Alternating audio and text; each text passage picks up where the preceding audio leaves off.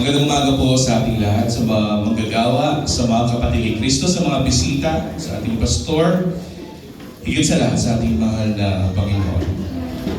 Tayo ay itinapon Diyos dito sa umaga na ito upang siya ay walatiin, purihin sa ating buhay. Amen po ba?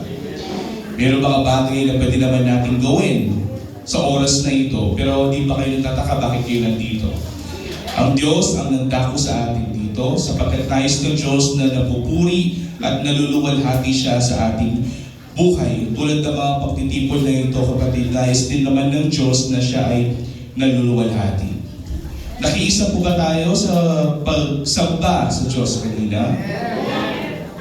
Dahil dito, nalalaman natin na ang Diyos ay gumagawa sa bawat taong pinili para kay Kristo na ang kanilang mga puso ay magkaroon ng pagnanasa na sambahin at purihin ng Diyos na siyang nagligtas sa ating lahat. Amen po ba?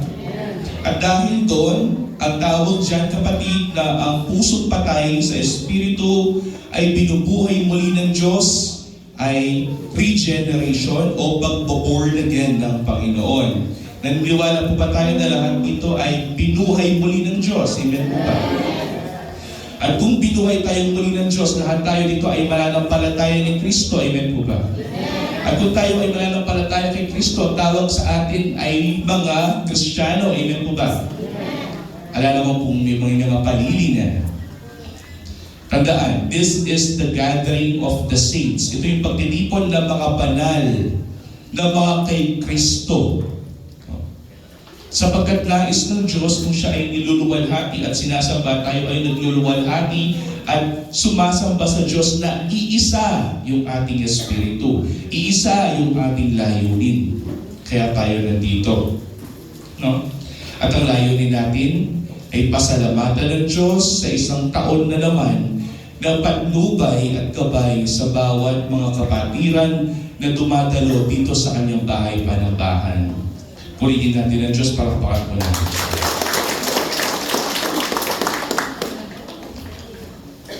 Nalalaman natin, kapatid, na ang pagtitiis ng isang Kristiyano ay mahalaga upang malaman natin kung totoo siyang ligtas kay Kristo Jesus. Paano natin malalaman yung mga totoong sumasampalataya kay Kristo?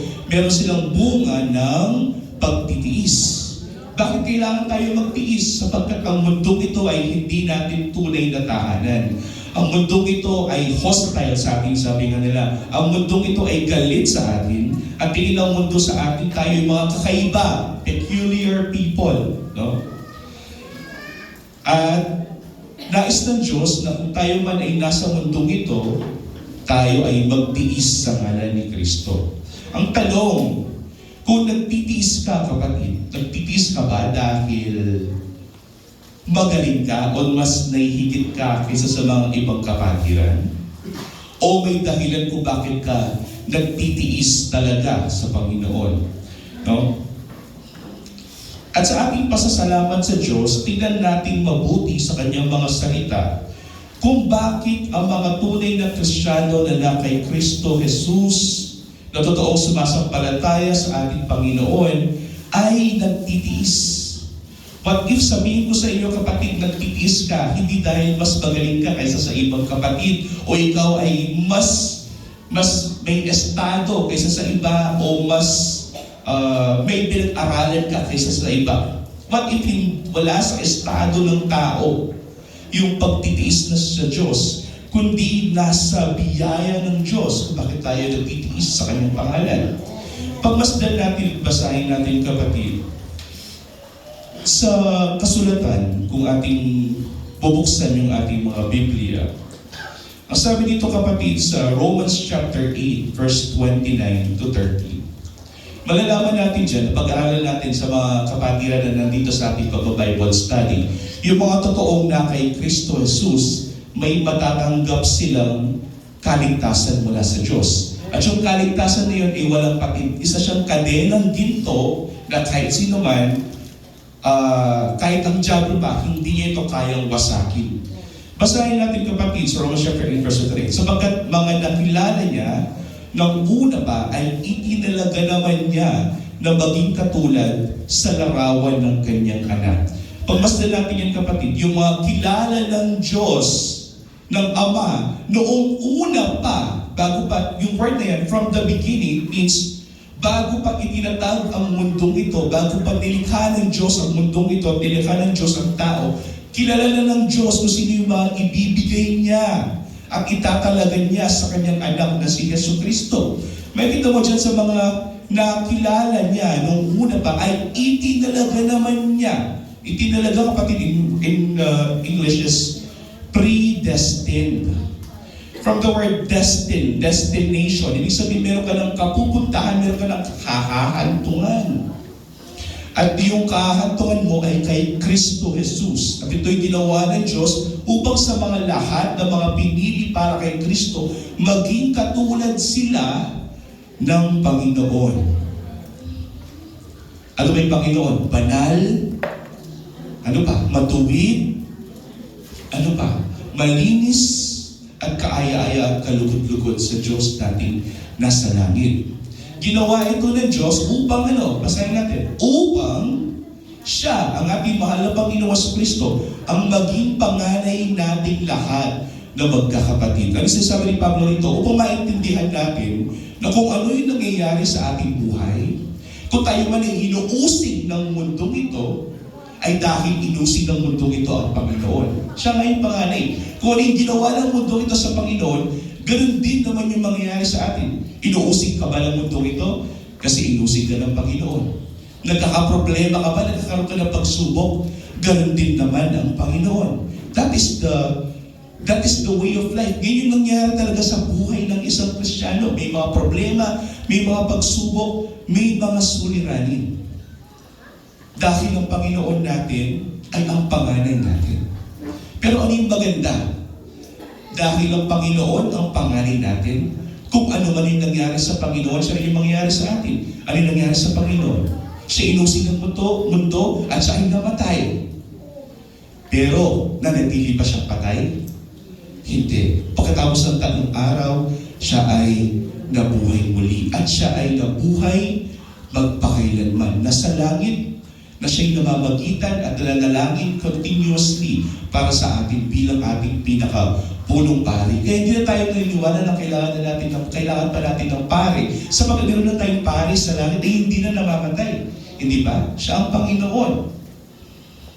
Ngayon, kung hindi na namamatay ang Panginoon, ano naman yung pangako sa lahat ng mga lakay Kristo Jesus? Kung siya ay nabuhay muli at siya ay may buhay na walang hanggan, ganun din naman tayo, kapatid.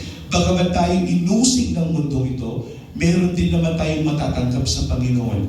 Buhay na walang hanggan.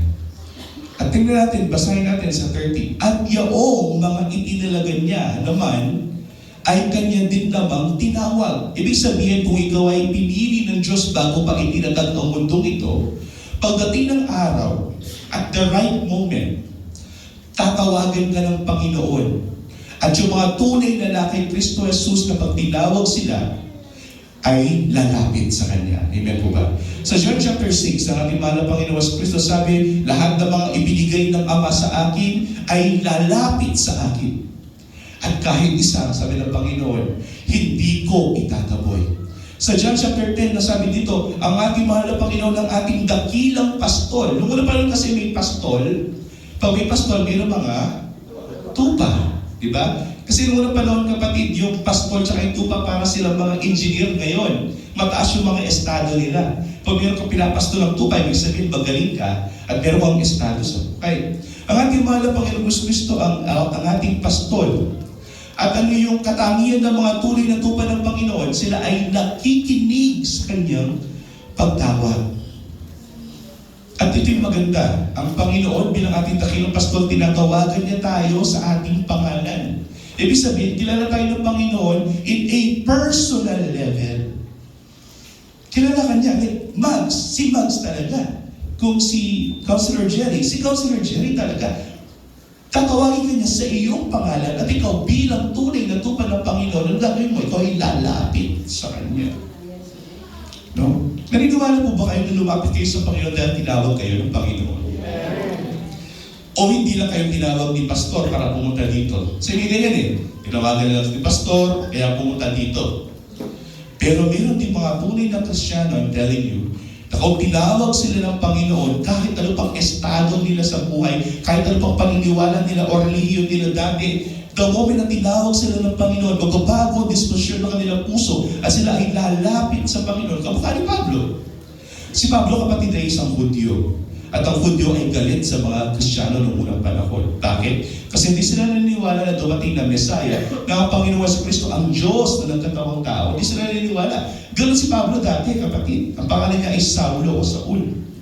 Siya ay pumapatay ng mga Kristiyano. Pero the moment na tinawag siya ng Panginoong Kristo, nagpakita ang Panginoong Kristo sa kanya, sabi niya, Pablo, bakit mo ako inuusig? At ano yung nangyari kay Pablo? Nung makita niya ang Panginoon, nagbago ang kanyang puso. Kasi the moment na tinawag ka ng Panginoon, magbabago yung disposition ng iyong puso. Doon mo malalaman ang tunay na Kristiyano. Na yung dati niyang ginagawa, tatalikuran na niya at susunod na siya sa kanyang Panginoon. Naniniwala po ba kayo lahat dito na tinawag kayo ng Panginoon? Naniniwala po ba kayo na pinili kayo ng Panginoon bago pa itinatag ang mundong ito para ibigay sa kanyang anak na si Jesucristo? At kung gano'n, kapatid, lahat ng mga tinawag ng Panginoon ay ituturing din naman niyang ganap. Ano ibig sabihin nun? Kapag tinuring ng ganap, in English, kapatid, is justification. From the word just, ikaw ay magiging matuwid sa harapan ng Diyos. Lahat ng iyong makasalanan ay pagbabayaran ng Panginoong Jesucristo sa krus ng Kalbaryo. At the same time, yung kanyang katwiran na kahit isang kasalanan ay wala siyang ginawa, ang kanyang katwiran ay may papasa sa atin lahat na sumasampalataya sa Kanya. Pinag-aralan natin yan. That is 4 chapters before, Romans chapter 4. Those who are in faith, those who will believe, sa lahat ng mga sasampalataya sa ating mahal na Panginoong Kristo, ibibilang sa kanila ang katwiran ng Panginoon. At kapag ikaw ay matuwid na sa harapan ng Diyos, ikaw ay meron ng pag-aaring ganap sa harapan ng Diyos. Anong gagawin ng Panginoon? Hindi niya puputulan doon. Hindi yung kapag ikaw ay naniwala na kay Kristo at ikaw ay sumampalataya ng tunay kay Kristo, tapos bigla ka na lang mawawala, hindi siya mapuputol doon. Hindi. Tatapusin siya ng Diyos. Tingnan natin, sa mga itinuring din naman niyang ganap, ay niluwalhati din naman niya. Kung ano yung inumpisahan ng Panginoon, kanyang tatapusin. Kaya kami ay naniniwala dito sa aming pananampalataya sa aming mahal na Panginoong Kristo. Kung ikaw ay nananatili sa Iglesia ng Diyos, kahit saan man, at ikaw ay nananatili sumasamba, nagpupuri at tunay na mayroong kapagnanasan na malaman ng mga salita ng Diyos, ikaw ay pinanghahawakan ng Diyos. Kasi nais ng Diyos na ikaw ay kanyang luwalhatiin. Kapag ba sinabi ng Diyos na kapag ikaw ay tinuring na ganap at ikaw ay luluwalhatiin din naman, totoo bang mangyayari? Yes, sapagkat ang sa mga salita ng Diyos ay walang kasinungalingan. Kapag sinabi ng Diyos na gagawin niya, gagawin niya. Amen po ba? That is the golden chain of redemption. Walang sino man ang makakaputol ng kadenang yan. In fact, kung babasahin mo sa susunod ng chapter 31, magtatanong si Pablo, ano nga ang ating sasabihin sa mga bagay na ito? Kung ang Diyos ay kakampi natin, sino ang laban sa atin? Diba? Kung kasama na natin ng Diyos na siya'y naghahawak sa atin, sino ang makakaputol at makakalaban sa atin? Wala. Kahit ang diablo ka, kapatid. Wala. Kung papapatuloy mo yan, kahit yung mga prinsipyo ng mundong ito, mga pinuno ng mundong ito, ay walang makakapaghiwalay sa atin mula sa pag-ibig ng Diyos. Kaya yung kadena, kapatid, ay solid, polido, walang makakaputol niyan. For 1 year, pinanghawakan ka ng Panginoon. Ano yung katibayan niyan? Ibig sabihin ng kadena, kapatid, ay totoo. Pinanghahawakan ka. Kahit may pagsubok, hindi ka nag-step down. Kahit may mga problema, hindi mo hinayaan na iwan mo yung iyong ministeryo sa Panginoon. Kahit may mga pagsubok, hindi mo hinayaan na hindi ka sumamba sa Diyos kapag araw ng linggo. Yung mga bagay na yung, kapatid, ay ang patotoo na tunay na pinanghahawakan tayo ng Diyos. Kasi kung sagalang atin, madali lang mag-give up, hindi ba? Madali lang. Sabihin mo lang, ayoko lang tumayo sa pulpito. Ayoko lang sumamba. Ayoko lang maghayo. Ayoko lang magpakahirap. Bakit kailangan ko bang gumising ng alas 6 ng umaga sa tuwing linggo upang pumunta sa bahay panambahan at paglingkuran at sambahin ng Diyos kung pwede naman akong matulog kasi puyat ako eh. Pero bakit natin ginagawa yun despite yung katawan natin ay mahina? Dahil pinanghahawakan tayo ng Diyos. Di ba? Pagtitiis yun. Di ba? Pagtitiis, despite mahirap, ikaw ay nagtitiis. At sabi sa Biblia, ang pagtitiis ay nagbubunga ng pagpapatibay. Pinapatibay lang tayo ng Panginoon. Di ba? Kahit may pagsubok, may mga suliranin, hindi natin bibitawan ng Panginoon. Hindi natin nahayaan na hindi natin mapuri ang Panginoon sa ating buhay. Sapagkat ang Diyos ang nagsimula ng lahat ng bagay nito, siya rin naman ang tatapos dito. Basahin natin sa Philippians chapter 1 verse 6. Ang sabi nito ni Pablo, kapatid, kung sinimulan ng Panginoon ang kaligtasan ng kaluluwa ng tao, kanya din naman niya itong tatapusin. Philippians chapter 1 verse 6.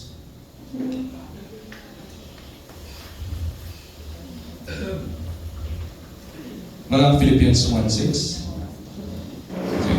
Ako na lang po magbabasa, kapatid. Sa Philippians chapter 1 verse 6, ang sabi dito, yung inumpisahan ng Panginoon, kanya din naman tatapusin. In English, kapatid, I am sure, sabi ni Pablo, that He who began a good work in you will bring it to completion at the day of Jesus Christ. Amen. Sa Tagalog, kapatid, basahin natin. Ako'y panatag, sabi ni Pablo, siya ay confident. Nakatulog siya ng mabuti. Meron siya kapayapaan na sabihin sa atin ito. Ako'y panatag sa mga bagay nito na ang nagpasimula sa inyo ng mabuting gawa, sino yan? Ang Diyos. Ay siyang magtatapos nito hanggang sa araw ni Yesu Cristo. What is the day of the Lord? The day of His comeback. Sa pagdating muli ng Panginoon. At makikita natin ang kaluwalhatian ng Panginoon right before our eyes. At mangingilabot ka, kapatid, kapag nakita mo yan. At ikaw ay magpupuri, magluluwalhati sa Diyos sa mga nagawa niya sa buhay mo. Pwede naman na nasa kalsada ako ngayon at namamalimos ako sa iba't ibang mga tao. Pero bakit ako nandito at nagpupuri at sumasamba sa Diyos? Sapagkat kung ano yung inumpisahan ng Diyos sa inyong buhay, kanya din naman ito tatapusin. Sa 1 Peter chapter 1 verse 3 to 5, ang sabi nito ni Pedro, kapatid, purihin ng Diyos at Ama ng ating Panginoong Jesucristo. Sa pamamagitan ng kanyang malaking kahabagan ay muli tayong ipinanganak sa isang buhay na pag-asa sa pamamagitan ng muling pagkabuhay ni Jesucristo mula sa mga patay. Ano daw yung pag-asa natin? Tayo bubuhayin muli. Bakit? Kasi kung ano yung nangyari sa Panginoon, ganoon din naman yung mangyayari sa atin. Sabi nga ni Pablo, siya yung panganay eh. Kung binuhay siyang muli, ang pag-asa natin, bubuhayin din naman tayong muli. No? At yun ang pag-asa natin, na si Kristo ay binuhay muli sa patay. Kaya napakahalaga na kailangan malaman natin, maniwala tayo that He is risen. Siya ay nabuhay muli. Ang dahilan ko bakit ang Sabat ay nagbago mula sa Saturday. Ang Sabat kasi talaga, tuloy na Sabat is Saturday. Ginawa siyang linggo because it was on a Sunday that the Lord has risen. At ang Lord's Day napalitan, ang Sabbath napalitan from Saturday naging Sunday, sapagkat the Sabbath itself is our Lord Jesus Christ. No? Kaya ito'y paalala sa mga Kristyano that it was on a Sunday that Christ has risen. At ito yung pag-asa natin. Kaya on a Sunday, kailangan tayong rejoicing. Dahil kung binuhay muli ang Panginoon, bubuhayin din naman tayo muli ng Panginoon. Binuhay ba tayo muli ng Panginoon sapagkat meron siyang layunin? Yes. Ano yung layunin? Basahin natin. Binuhay tayong muli tungo sa isang manang hindi nasisira, walang dungis at hindi kumukupas na inilaan sa inyo, hindi dito sa mundo ito, kundi sa langit. Na nakasama ang Panginoon. Maraming mga sinasasabi na ang kayamanan ng isang Kristiyano ay nasa mundong ito. Pera, katanyagan sa buhay, wala kang sakit. Yan ang tatak na tunay ng Kristiyano. No. In fact, mas marami mga Kristiyano ang mga naghihirap. Sa mga ibang syudad sa Africa, kapatid, ang mga Kristiyano ay pinapatay. Sabihin ba natin na hindi sila tunay na Kristiyano? No. Ang tatak ng isang tunay na Kristiyano ay magkakaroon siya ng mana, hindi sa mundong ito, kundi sa langit, kasama ng Panginoon. At ano yung sinasabi ni Pedro dito? Ang sinasabi ni Pedro dito, may layunin ng Diyos. May layunin ng Diyos kung bakit tayo itinilaga kay Kristo Jesus. At ang layunin niya, ibigay niya kung ano yung para sa atin. Isang manang hindi nasisira, walang dungis, ibig sabihin ito yung perpekto na ibigay sa lahat ng mga na kay Kristo Jesus. Ano yan? Ang kaligtasan ng ating mga kaluluwa. Ang kaligtasan ng ating buhay. Di ba iwan mo lahat ng pera sa mundong ito? Kasi kahit makabit mo lahat ng pera at kayamanan sa mundo ito, kung ang kaluluwa mo naman ay pupunta sa impyerno, walang kwenta, kapatid. Diba? Kahit ilang flood controls yung kunin mo, kung yung pera naman na nakuha mo ay mula sa kurakot na pagka-flood control, yayaman ka ba? Gaganda nga yung buhay mo. Pero walang direksyon. At ang puso mo ay parang kulang kasi wala kang Kristo sa iyong buhay. Tingnan mo yung DPWH Undersecretary. I'm sure she's depressed, no? Or may nangyayari hindi natin alam sa kanyang sarili, no? Hindi natin alam kung siya nagpakamatay o may nagtulak sa kanya. Regardless, kapatid, yung pinagdadaan yung tao, dahil sa pera, kapatid. At yung mga bagay na yan, kapatid, sa buhay ng Kristiyano, ay nawawalan ng kabuluhan. Ang pera, ang katanyagan sa buhay, ang estado mo sa buhay, ay walang kabuluhan. Bakit? Kasi the moment na nandito ka sa bahay palambahan, lahat tayo ay pantay-pantay sa harapan ng Diyos. Ano tayo? Lahat ba tayo ay mga politiko? Kasi may politiko sa atin. No. Lahat tayo mga alipin sa harapan ng Diyos. Kapag sinabing alipin, mayroong Panginoon. At kung anong gusto mangyari ng Panginoon, susunod ang mga alipin. Kaya nandito tayo upang tuparin ang kalooban ng Panginoon na siyang naligtas.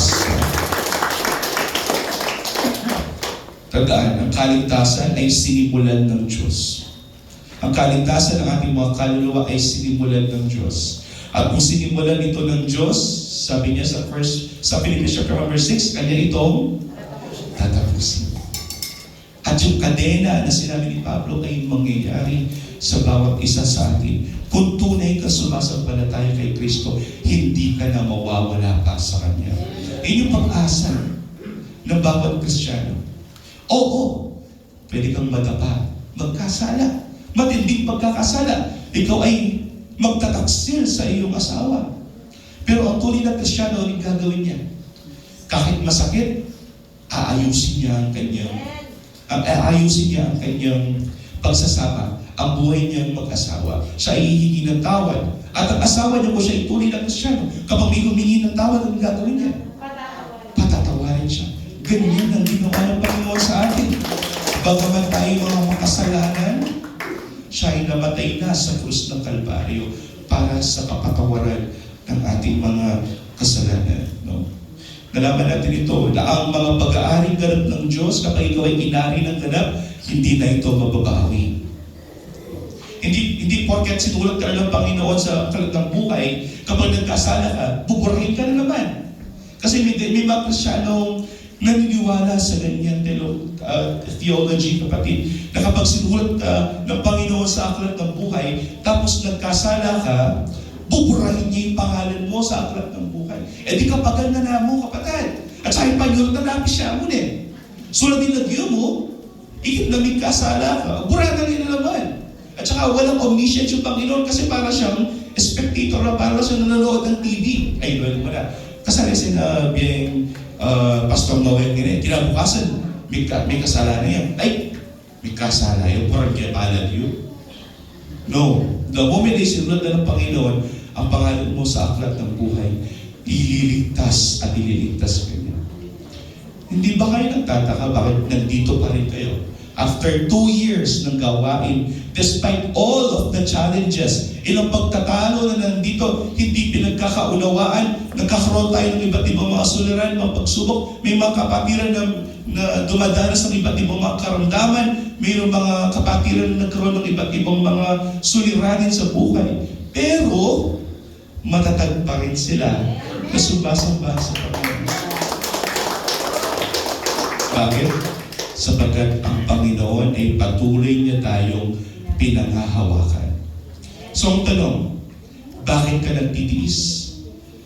Kasi pinanghahawakan tayo ng Panginoon. We did it. Diba? Nagawa natin. Yes, we did it. Nakasurvive tayo ng 2 years dito sa church natin. We did it. We did it not because we know how to do it. We did it because God did it. Siya lahat ang gumawa nito para sa atin. At kung naiintindihan natin yung konsepto na ito sa Biblia, na ang Diyos lahat ang gumagawa sa mga bawat gawang mabuti ng mga Kristiyano sa buhay. Every time na gumagawa ka ng mabuti, tumutulong ka sa iyong mga kapwa-tao, ikaw ay nagiging masigasig sa paglilingkod sa Diyos. Every time na gumagawa ka ng mabuti, hindi mo pupurihin ang iyong sarili. Mo sabihin na, ay, may fasting ko 30 days, 30 nights. Luwen nyo na ako man. Adya, may fasting ko. Luwen nyo ko. No.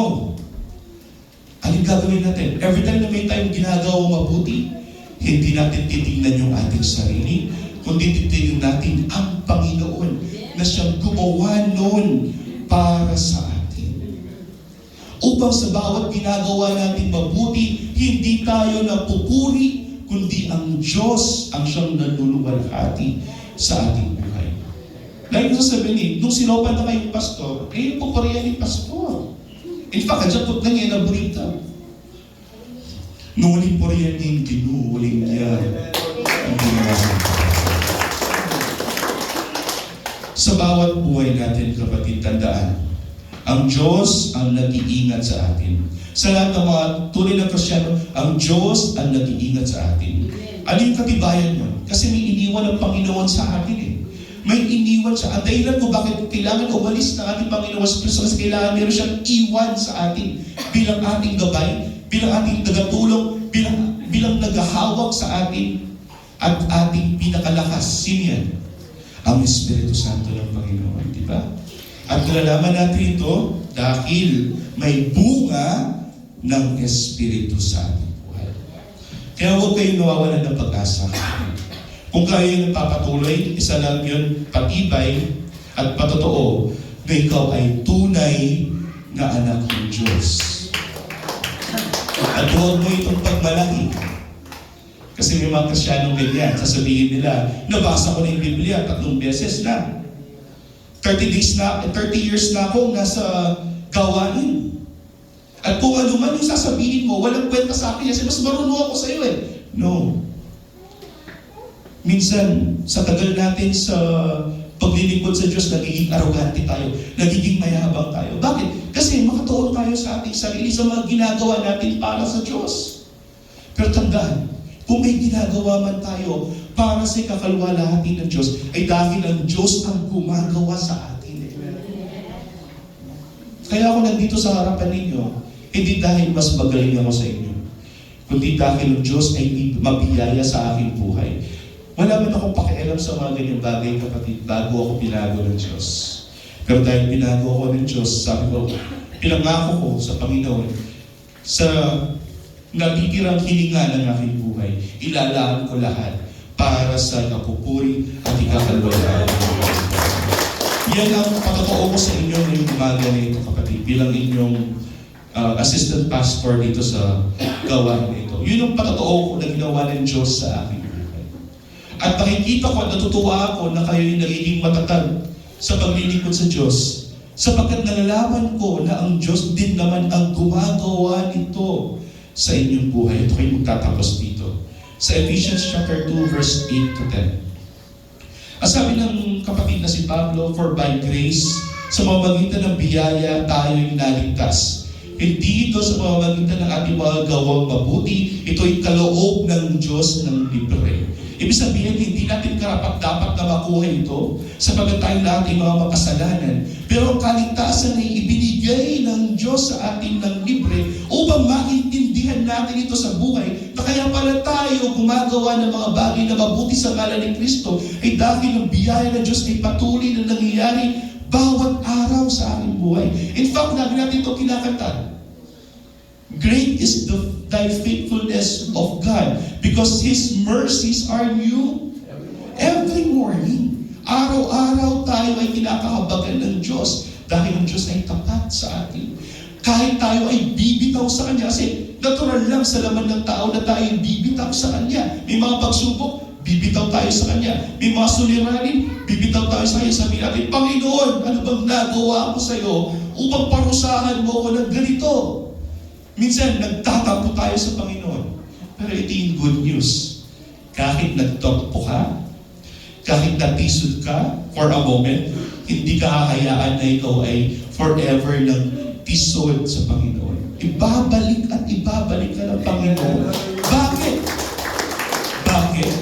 Kasi kahit bumitaw ka sa Kanya, hindi ka niya bibitaw.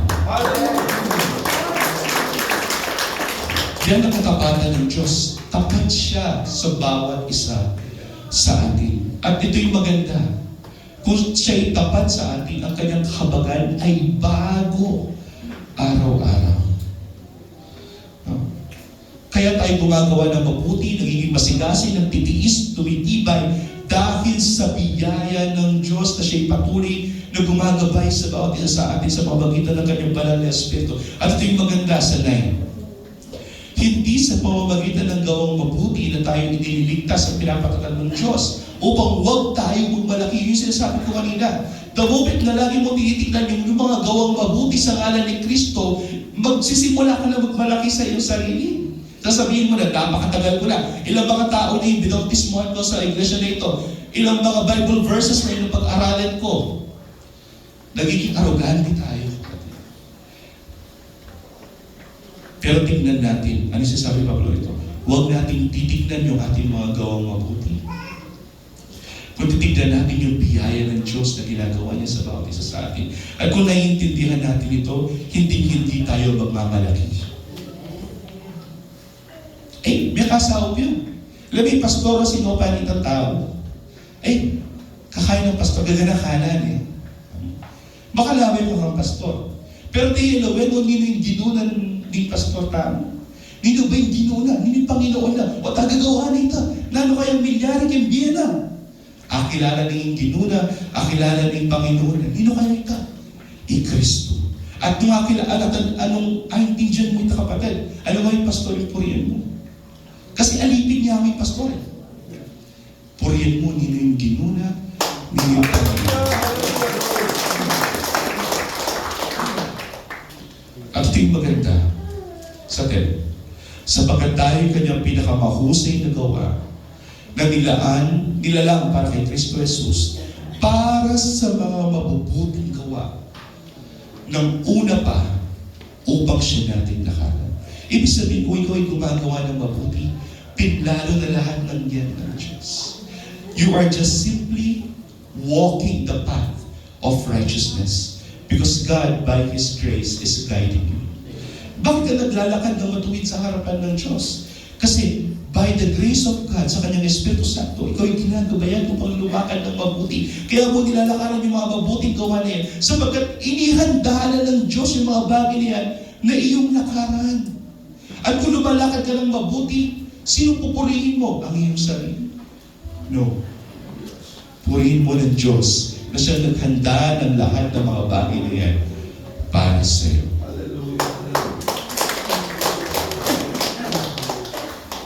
Brethren, that is the essence kung bakit tayo nandito.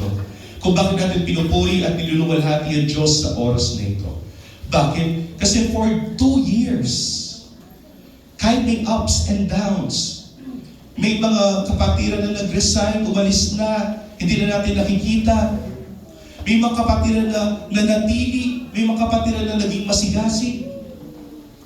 Despite all the challenges, nandito pa rin kayo matatag na nagpupuri at nagsasamba sa Diyos. Nais kong ipaunawa sa inyo, na dahil ang Diyos ay tapat sa bawat isa sa atin. I think all of the churches in Mabalacan City, I saw their theme. Nakita ko that ang theme nila is to thank God for His faithfulness. And that is true. Kung ang Diyos ay tapat, ikaw ay hindi mawawala sa Kanyang presensya, ikaw ay mananatili sa Kanyang presensya. Purihin ang Diyos sa mga ginawa niya sa inyong buhay. Diba?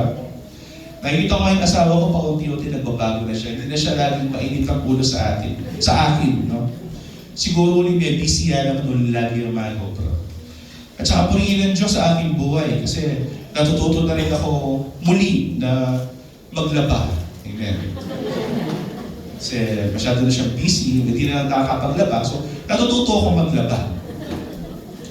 At ginagawa ko yun, kapatid, because I can see myself na someone na pwede kong tulungan yung asawa ko. Why?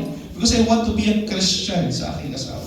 And you here, yun yung gusto kong challenge para sa iyo. Maging Kristiyano ka sa iyong asawa, sa iyong kapatid. Ano yung tunay ng Kristiyano? Yung mga napatawad, mga napatawad ng Panginoon. Kung ikaw ay napatawad ng Panginoon, patawarin mo rin lahat ng mga nagkasala sa inyo. In spirit of Christmas, kapatid, sa pagdating ng Pasko, sa ating pagsa-celebrate ng pagkapanganak ng ating mahal na Panginoon Kristo, siya'y nagkatawang tao para sa ating kaligtasan. Tandaan, kung nagkatawang tao, mahal na Panginoon, alam na siya'y mamamatay sa krus na Kalbaryo para sa iyo. At tiniis niya ito para sa atin, upang ikaw ay magkaroon ng kapatawaran sa iyong mga kasalanan. Ganyan din ang gawin natin sa ating mga kapatid ngayon, kapatid. Kung ikaw ay naiinis sa Kanya, hanggang ngayon, meron ka pa rin ill-gotten feelings sa iyong kapatid, sa iyong asawa, sa iyong mga kaanak, o kasino man kapatid, let it go. And forgive. For Christ forgiven us. Sabi nga ng Romans chapter 5, kahit tayo'y mga makasalanan pa, nung tayo nasa estadong basahan pa, Christ died for us. Pwede naman siya mamatay para sa mga matuwid. Pero bakit siya namatay para sa mga may kasalanan? Upang maintindihan natin sa ating buhay na ganyan din tayo. Willing tayo magsakripisyo. Willing tayo magpakababa. Kalimutan ng ating pride. At patawarin natin yung mga taong nagkasala sa atin. I think that is the spirit of Christmas. God is faithful to all of us. And let us pray for this morning. Ama, maraming salamat sa iyong katapatan sa bawat isa na narito.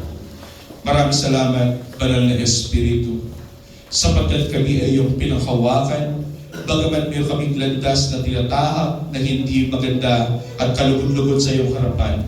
Dinidirekto mo kami, mahal na Panginoon, sa mga lakarin, kaaya-aya at kalugod-lugod, matuwid sa iyong harapan. Maraming salamat.